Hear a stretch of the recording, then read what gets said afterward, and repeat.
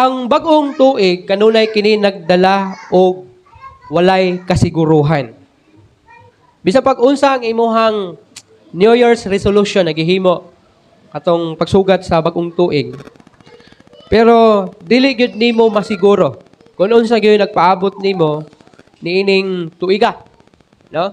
Tungod kay kanang New Year's resolution kung wala gyud pagtinguha nga pag-usab sa imuhang gusto usabon diha sa imong kinabuhi, walay mahimo ang New Year's resolution.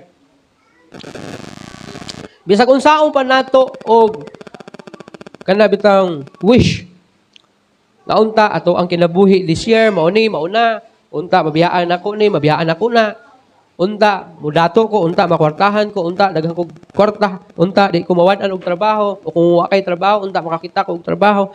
Pero kanang tanan mahimong di mahitabo sa imong kinabuhi hangtod nga dili ka mutuman sa kabubuton sa Ginoo ug hangtod nga dili ka mo act according sa imuhang wish. Mao na nga kung mag-wish ta panahon sa New Year's resolution, atong ubanan kini og action og pag-ampo diha sa Ginoo. Kay kung gusto ka magbag-o pero wa kay plano nga magbag-o, wala gyud mahitabo sa imong kinabuhi. Kung di nimo i-apply o di nimo buhaton, way mahitabo sa imong kinabuhi. Now we don't know what lies ahead. Wala bisan usa kanato gyud na nasayod kung unsay nagpaabot kanato sa oniining tuiga. Wa gani siguro tay sayod ko nga walay bisan usa kanato na sayod kung matapos ba ang kinabuhi niya karong tuiga o makalahos ba siya sa tuig 2027. Only the Lord Jesus Christ lang gyud ang nahibalo kanato kung unsay nagpaabot kanato this year. Now, ingon pa, stepping into the new with faith. Wala itong mensahe nga hisgutan ng taknaa sa kagabion, stepping into the new with faith. Pagtikang, paglakaw, diha sa bag-o, uban sa pagtuo. Naunsaon man nato nga makalakaw diha sa bag-o na adunay pagtuo. Kay sama sa giyon ganina, bisan unsaon pa nimo og wish panahon sa bag-ong tuig o pagsugat sa bag-ong tuig hangtod nga dili ka mulihok og biblically kung wala kay pagtuo, wala gyud mahitabo. Now una, faith looks forward, not backward. But ingnon nga ang pagtuo kanunay siyang gatan-aw ngadto sa unahan, ngadto sa nagpaabot kaniya og wala ni siya nagalantaw diha sa iyahang mga nangagi. Kinahanglan aron makalakaw ka diha sa bag-o, kinahanglan nimong kalimtan kung unsa tong past nimo, unsa tong last year, unsay nahitabo atong last year, unsa tong dapat unta nimo buhaton nga wala nimo mabuhat. Ayaw pahigot sa imuhang mga kapakyasan o mga disappointments last year. Dito ka mag-focus sa kung unsay nagpaabot kanimo karong tuiga. Kay ingon pa ang 2 Corinthians 5:7, for we walk by faith, not by sight. Ingon pa din, nagalakaw kita diha sa pagtuo ug dili sa ato ang mga mata. Ano man?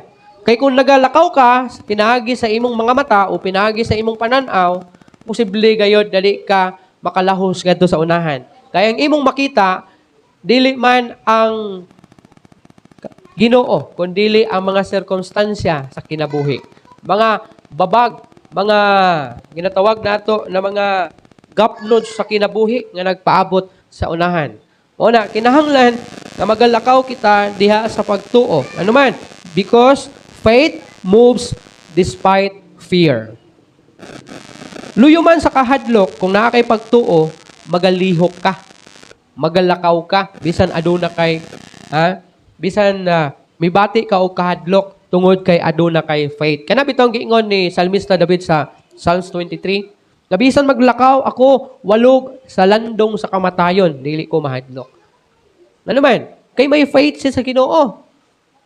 Wala siya mahadlok kon unsay nagpaabot sa iya sa unahan, mamatay man siya, umabuhi, masakit man siya, umaayong lawas, mawad-an man siya sa lapi, o maadunahan man siya, abundansya man ang kinabuhi o malumos siya sa kawalan-on, dili siya malisang o dili siya mahadlok kay naglakaw siya diha sa pagtuo sa Ginoo. Another thing, faith obeys before understanding. But pasabot ani, nga tungod sa imong pagtuo, magmatinumanon ka. Dili kay sabton usa nimo, imo usang paminsaron, una ka mutuman. But pasabot, nakanabitaw kung suguon ka sa Ginoo, dili na ka maghunahuna nga mahayahay ba ako kinabuhi, madato ka ako diha, o basig kamatay ko diha, kung anha ko diha. Kung dili na niya na una-hunaon. Mudiritso na sa glakaw, tungod kay may faith siya sa Ginoo, ug nagtuogid siya, nga dili siya pasagdan sa Ginoo. Na kung mamastor ka, o niya, tawgon ka sa Ginoo, alangan magunahuna pa ka nga, murag, matay siguro ko diha, siguro, di siguro ako dawaton, basig di ko kalahutay, basig mapasmo ko, unsa ipakaon ako sa kong pamilya. Pero kung may faith ka sa Ginoo, mulakaw ka.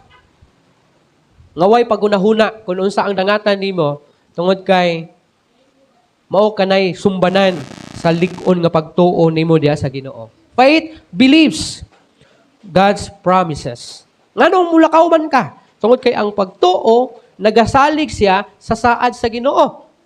Kung mulakaw lang ka, ug moingon na Ginoo sa imo, lakaw. Unya nilakaw ka. Ang imong faith nagtuo sa saad sa Ginoo. Unsa man ang saad sa Ginoo? Isa sa mga saad sa Ginoo, I will never leave you nor forsake you. Dili ko ikaw pagabiyaan ni pagkatalikdan. Unay saad sa Ginoo, milakaw ka tungod kay nagtuo ka sa saad sa Ginoo. Another thing, ningon si Jesus Christ sa libro sa Matthew, ingon niya, seek ye first the kingdom of God and His righteousness, and all these things shall be added unto you. Di ba? Tungod kay may faith siya sa Ginoo, nagtuogid siya sa saad sa Ginoo, nga tumanon sa Ginoo ang iyang saad, basta unahon lang siya, iyahang idugang kining mga butanga diha kanimo. Now remember the story of Abraham. Abraham left his home without knowing the destination. Sa diha nga gitawag siya sa Ginoo sa paglakaw ngadto sa usa ka dapit. Pero wala gani siya sulti sa Ginoo asa ning dapita, basta lakaw lang. Kaya ang Ginoo maggiya sa iya. That's why nilakaw siya. Dala niya yung mga animals, dala niya yung wife niya, milangyaw siya ngadto sa laing nasod. Wala siya paryente dito Wala siya mga higala dito Walay tao nga pwede niyang sangpiton pag abot dito Unlike sa kita kay kung matutag Manila lang usa. Kung matutag Manila, bisan katong dili kaayo na to kaila sa una, atoa lang yung i-chat aron maki-close ta kay lagi para aduna ta unyay amigo dito aduna tay kaila. No? Katong tao nga talagsargod mo makita tag once in a blue moon lang. Pero tungod kay niadto kag Manila, imo siyang gikontak. Bisag dili mo close. Kaya naman, gusto ka nga naa kay connection pag abot sa Manila. Pero si Abraham, wala may cellphone atong panahon Wala po'y telegrama atong panahon Ang iya lang bugtong na nadungog na sugo, maulang gyud ang tingog sa Ginoo, nga giingnan sa Ginoo. Lakaw ngadto sa laing nasod, langyaw dito So milangyaw siya. Gidaan niya yung mga kaptangan, gidaan niya yung mga animals, gidaan niya yung asawa, gidaan niya yung pagumangkon nga silat. Dala niya. So every panaw nila, matag panaw nila sa ngadto paingon sa mao nga nasod, naga-camp sila. Kay pahulay mo camp sila tag pila ka adlaw, pila ka bulan, kay nama sila yung mga animals para pagkaonon. And then langyaw na port. Hantod na, during silang panaw, nanaghan ang mga animals, nanaghan ang mga tao, mga sulugoon, hantod nagkasumpaki sila o si Abraham. Bato niingon si Abraham, ingon niya, lat, kanang pagpili, ikaw una magpili. Pagpili, kung asa ka muadto. Kung mupaingon ka sa patag, muadto ko sa syudad. Kung muadto ka sa syudad, padulong ko sa patag. Natod niya. So karon kay silat, di man inana ka close sa Ginoo. So gipilit niyang niadto siya syudad. Asang syudara? Sa Sodoma o Gomora. So kay padulong man dito sila, mian hipod siya diri padung sa patag. Balumaw siya gingon sa Ginoo sa kay Abraham. Ingon sa Ginoo kay Abraham. Ingon niya, Abraham, diri mo star Pabilin aning dapita kay ako ning ihatag sa imuha. Ingon niya, tanan nga makita sa imong mga mata, imo na. Oh, see? Kuya kayo no? Nganong ihatag to sa Ginoo sa iya? Because grabe ang iyang faith sa Ginoo. Mao bitaw gitawag siya og amahan sa pagtuo si Abraham. Katong dapit nga iyahang gipuy-an mao to ang Kanaan. Nga diin gibiyaan sa mga Israelites kay nipuyo dito sa Egypt. Nga diin gitawag sa Ginoo og balik aron mopuyo sa promised land. Katong gipuy-an sa ilahang katigulangan nga si Abraham og si Isaac og si Jacob. Nga mao ang promised land na gitawag og Kanaan nga mao na arong nasod sa Israel, Palestine, Iran, Afghanistan, Lebanon, mao na silang mga lugar karon, Syria, apil na. Hilabihan kadako ang gihatag sa Ginoo kay Abraham. Nga yuta, kay ingon ko ng Ginoo, nga tanan makita sa imong mga mata imuha na. Anong nahitabo man na siya tungod sa iyang faith sa Ginoo. Grabe ang iyang faith sa Ginoo. Wala man ta masayon unsay nagpaabot nato sa unahan. Pero ligunon nato atong faith, atong pagtuo sa Ginoo. Another thing, faith requires obedience. Kay kung wala kay pagsunod ug dili ka matinumanon, walay pulos ang imuhang pagtuo sa Ginoo. Ingon ang James 2:17, faith without works is dead. Unsa daw ang pagtuo nga walay buhat, patay. Mao na kung nagtuo ka pero wala nimo buhata, mahimong patay kana nga klase nga pagtuo. For example, mingon ka nga, Lord, sa tuig 2026 magbag-o na gyud ko. Di na ako moinom, di na ako maghubog-hubog, di na ako magsugal, di na ako magbisyo. Magbag-o na gyud ko. Pero tungod kay dili man ka obedient sa Ginoo, walay ka usaban ang imong kinabuhi. Nag-requires man gud na siya og obedient. For example, ningon ka nga dili na ako maghubog-hubog. So kinahanglan tumanon nimo. Kung nigilok ang imong liog, ug ang imong tilaok, kinahanglan mo obey ka sa imong faith na usabon ka sa Ginoo. Kaya di man jud ka usabon sa Ginoo hangtod nga dili ka mosunod. Ha? May man og robot ta. Naman tay kagawasan nagihatag ang Ginoo. Inana ka maayo ang Ginoo sa tuwa, may free will ta. Nagihatag sa Ginoo. Wala pag-ingon sa Ginoo, nga pag-ingon nimo Lord, bag-uha ko. Pero dili pud ka mo action, dili ka mo submit, dili ka mo obey. Alangan man og pugson sa Ginoo nga bag-uhon jud ka. Nga wala man ka nag-obey. May man og gihimo ka sa Ginoo nga robot na pag-ingon nimo nga kanang master, gusto ko mag-usab, bag-uha ko sa 2026, remoton ra ka sa Ginoo. O sige, mao na imong gusto, mao ni o.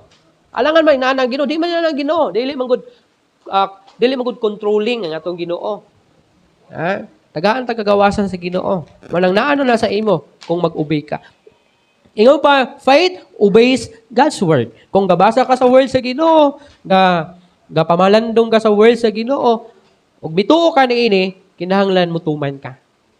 Kay wala may pulos ang word sa Ginoo kung dili ka mutuman. For example, ang Bible nag-ingon, seek ye first the kingdom of God. Pero dili ka mutuman. Pero may faith ka, nga kini siya pulong sa Ginoo, pero wala ka ga-obey. Wala gyapon na. Wala impact sa ato ang kinabuhi. Nag-ingon lang pulong sa Ginoo. Ingon siya nga, ayaw kamo kaguol. Salig kamo sa Dios, ug salig usab kamo kanako. O niya, pag-abot sa mga problema, grabe ang imuhang kaguol nga gibati. Di ba, ingon na pulong sa Ginoo, isalig sa Ginoo, isalig kay Jesus Christ. Pero sa nahitabo, gipasaan nimo ang tanan problema. So walay pulos. Nakakay faith sa word sa Ginoo, kay gisulti man na siya, pero wala man ka nag-obey, kawang ang tanan. Faith forgives. Wala kung nakakay kaaway last year, nakay kasilo last year, nakay di mapasaylo, yagin tuig, baguhan na siya, karon tuiga. Pasayloan na, kay 2026 naman ta. Gawas pa niya ana. Ato naman itong hikalimtan, di ba? Kalimtin na itong mga nangagi. Kaya na ito bauna. Kay lisod kay kung baon-baono na to na siya. Kay kung baon-baono na to na siya, maglisod tag lahutay nga to sa unahan. And then another thing, faith steps out. Kung mingon ta nga ang pagtuo mo mugawas, kinahanglan nga ato gining i-apply sa atong kinabuhi. Nga mapakita nato ang ato ang pagtuo sa Ginoo. Mapakita nato na nagtuo gid ta sa Ginoo. What is God asking you to obey this year. Unsa ba ang gusto sa Ginoo nga wag pangayo sa Ginoo diha sa imuha nga imuhang tumanon karong tuiga? Basin last year, gisugod ka sa Ginoo na ay gusto ipabuhat sa Ginoo sa imuha pero wala ka makatuman. Ha? Basin karon tuiga, napoy gusto ipabuhat sa Ginoo sa imuha. Kinahanglan nimong musanong sa ipabuhat sa Ginoo sa imuha. Kinahanglan nimong mag-ubing kay walay pulos ang atong faith sa Ginoo kung dili ta makabalo tuman. And lastly, faith releases control to God. Unsa ang pagtuo? Ang pagtuo naga-release, nagabuhi sa iya diha sa Ginoo. I mean, salig niya sa Ginoo ba ang tanan. Naga-realize siya diha sa Ginoo. Bisag unsa may tabo, God is in control.